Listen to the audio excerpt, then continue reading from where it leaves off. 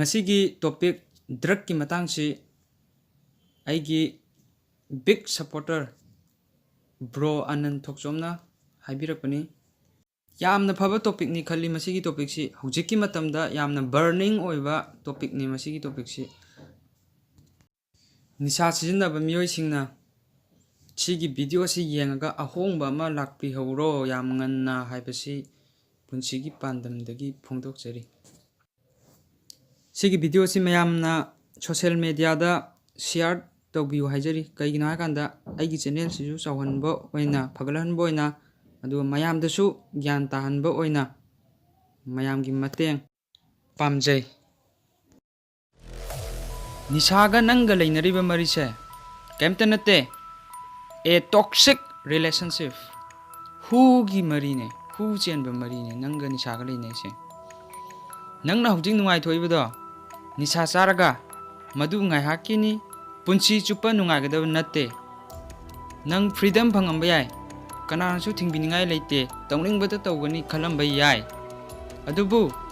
nangna hujik nisha charaga nungai thoibaduna madugi mahai kari orakani nangi punsida hena awaba ma haibado orakani nangna nisha chadringai da leiramba afaba relationship family society mayamama madu kariguma nangna nisha charaba matung dedi kai orakani hu chenba relation ngakta orakani kana chu nangbu nungsibiroi family problem kya ama thorakani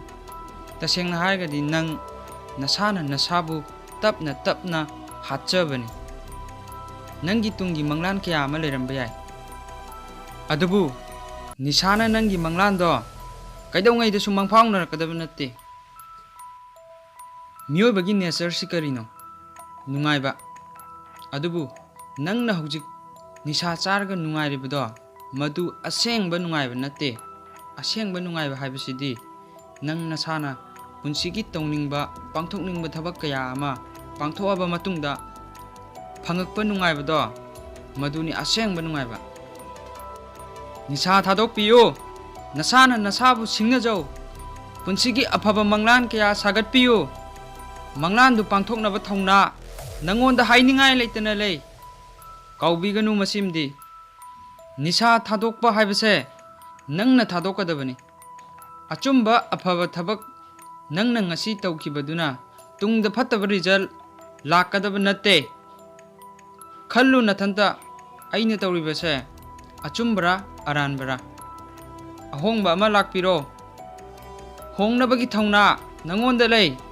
nasana nasabu nungsibiyu nasana nasabu hatchaganu nisaga nanga leinariba marise a toxic relationship hu gi marini kaubiganu